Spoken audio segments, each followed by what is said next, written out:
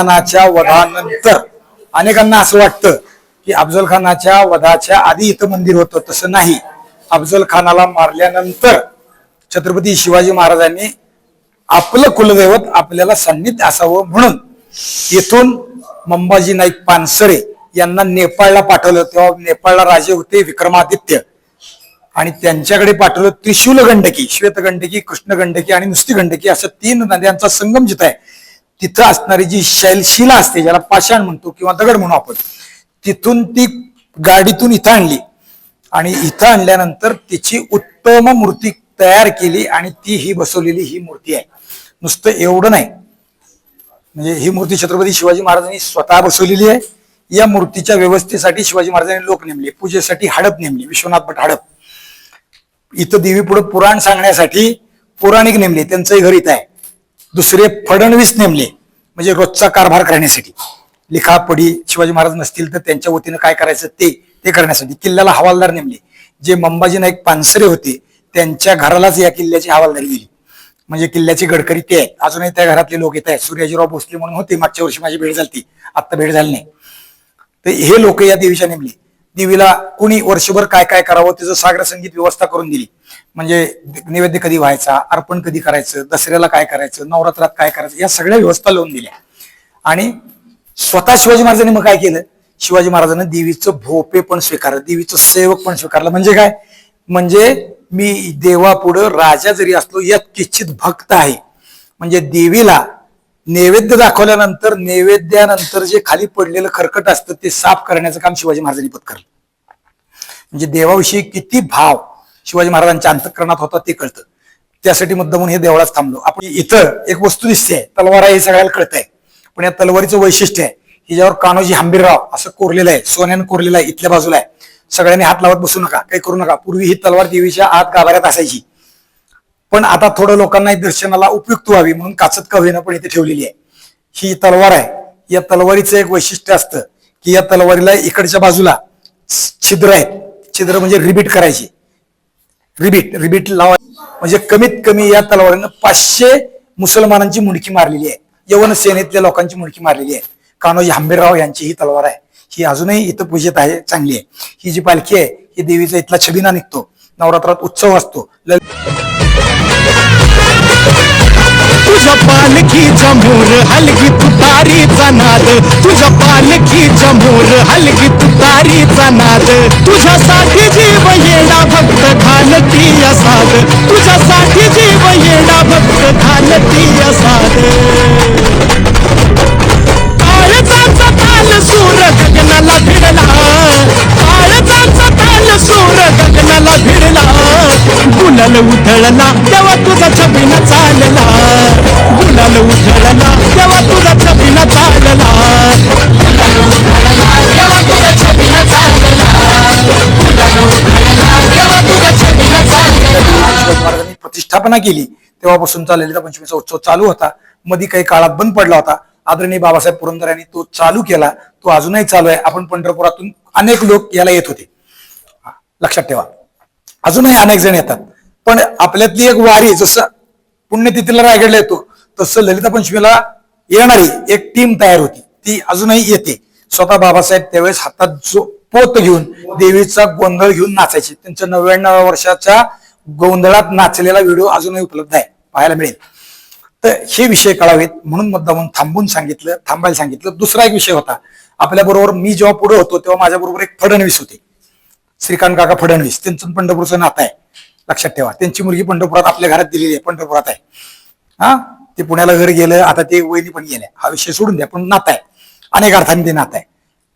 पण शिवभक्त म्हणून नातं आहे ते दृढ आहे. फडणवीसाचं काम काय, फडणवीसाचं काम शिवाजी महाराजांच्या वतीनं इथं जेव्हा होम हवन होईल तेव्हा बळी देणे आणि दान देणे, शिवाजी महाराजांनी सांगितलेले जे आहेत ते दान द्यायचं काम त्यांचं आहे. या फडणवीसांचे वडील इथं प्रतापगडावर राहत होते. हे अजूनही घर परंपरेने चालतं. यांना सुमारे 25 वर्षाखाली वर्षाला महिन्याला 14 रुपये पगार होता, बरं का, लक्षात ठेवा. पण तसंच शिवाजी महाराजांचा पगार आहे म्हणून ते घेतात. पण त्यांच्या उपजीविकेसाठी जमीन आहे, उद्योग आहे, ते आता इथं हॉटेलिंग करतात.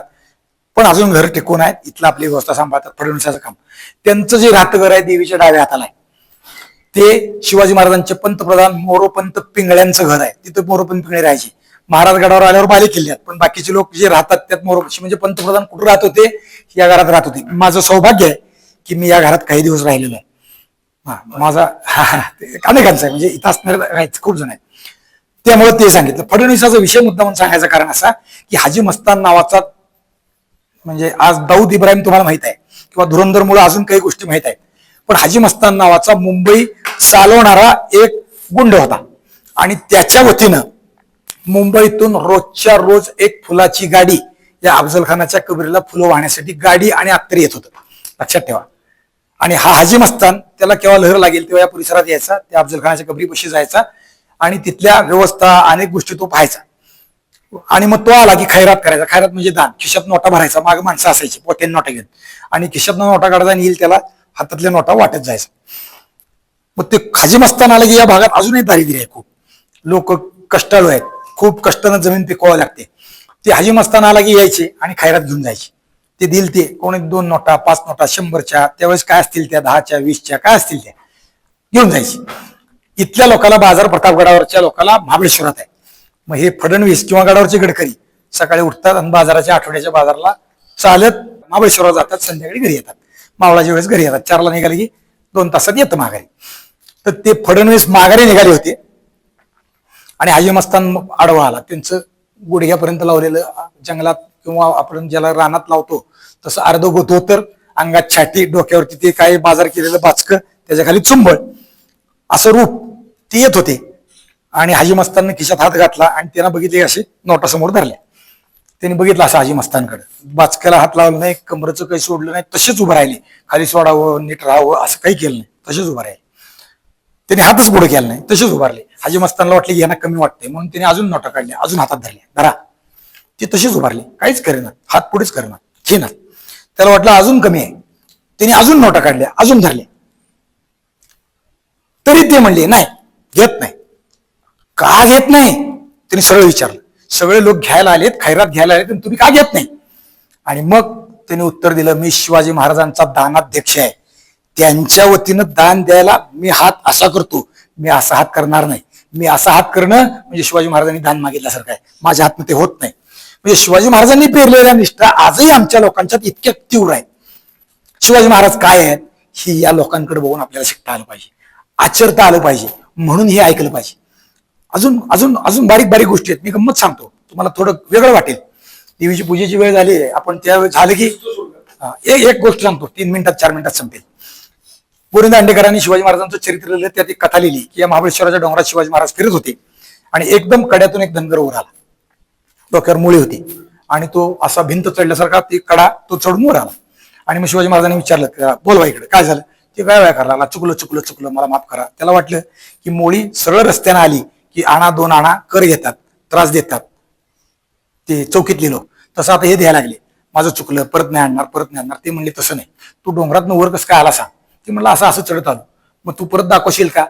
हो दाखवतो म्हणला. का? मला जायचंच आहे म्हणला खाली. का बरं? कारण मोळी आणली तर माझा बकरा खाली ठेवलाय, त्याला बांधलाय, त्याला घेऊन यायचंय म्हणजे. आता मोळी ठेवणार आणि बकरं खाल्लं घेऊन येणार गळ्यात घालून. मग तो खाली गेला आणि बकरं घेऊन आला आणि त्याला शिवाजी महाराजांना कौतुक वाटलं, काय माणूस आहे, आम्हाला कधी गडा यंगायची पाळी आली तर तू रस्ता दाखवशील का? दाखवतो म्हणला. ही कथा आहे. मग शिवाजी महाराजांना त्याचं कौतुक वाटलं म्हणून मागच्या माणसाकडून हात करून त्यांनी होऊन घेतली आणि त्या माणसाला लिहिली. दरिद्री आहे, अंगावर कपडा नाही, काही नाही, डोक्याची चिंदी आहे, पटका पागुट काय असेल ती. मग त्यानं ती होऊन बघितला, त्यानं आयुष्यात पहिल्यांदाच होऊन बघितला, त्याला माहितही नाही. ती होऊन बघितला, खरंच सोन्याचा आहे का? त्यानं घासून बघितला. आपल्याला कसोटी काय लागते त्याच्या हिशोबाने त्यानं ती परीक्षा पाहिली. खरंच सोन्याचा म्हणल्यावर पटक्याचा एक शेव सोडला, त्याच्यात गाठीत बांधला आणि हात घातला. आणि मग शिवाजी महाराजांशी बोलला, गप्पा झाल्या. शिवाजी महाराज म्हणले, आता ते कडा मला उतरायचा आहे, दाखवतो का? ते गळा करायला लागला. श्रीमंताचं पोर असं खाली कसं न्यावं, आमचा अर्णवची आहे खाली, इतर रायगडावर आणली तर किती वेळा चिंता करायला लागली. 100दा फोन करते, 200 वेळा काळजी करते. असो काळजी केली पाहिजे. नाही ते म्हणले नको भाऊ, तो असं नको. नाही म्हणले मी उतरणार. मग शिवाजी महाराज त्यानं कडा उतरला, तशी खाली गेले आणि पुन्हा वर आले. आणि त्याला कौतुक वाटलं, अरे काय हा राजा आहे, हा सामान्य मनुष्य नाही, काय करतोय. आणि मग त्यानं ह्याचं कौतुक केलं पाहिजे. ते सोनं काढलं आणि शिवाजी महाराजांवर वळलं आणि मोर भिरकावून दिली.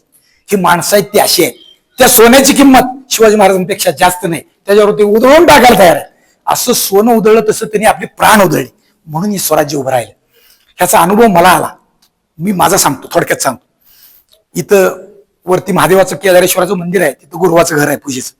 ती गुरुवाची म्हातारी दरवर्षी आली की भेटायची, गप्पा मारायची. आता ती गेली बिचारी, भेटायची, गप्पा मारायची. आले दरवर्षीची माणसं, तिला बरं वाटायचं. आम्हाला काय असेल ते खिशातले 10, 20, 5, 50 आम्ही तिला द्यायचं, देवापुढे ठेवायचं, निघायचं.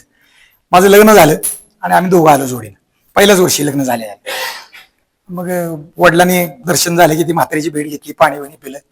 पोरगा आलाय का? आलाय म्हणजे. यंदा पोराची बायको आली, सून घेऊन आलोय म्हणजे. तिनं बघितलं, कुठं आहे सून? इकडे ये म्हणजे. आणि आम्ही दिलेल्या दक्षिणेतले काही पैसे तिनं सून फुकट बघायचे नाही म्हणून तिच्या हातात घातले.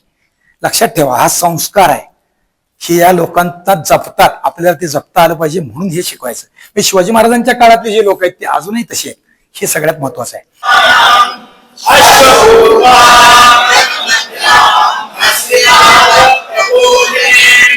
Yeah.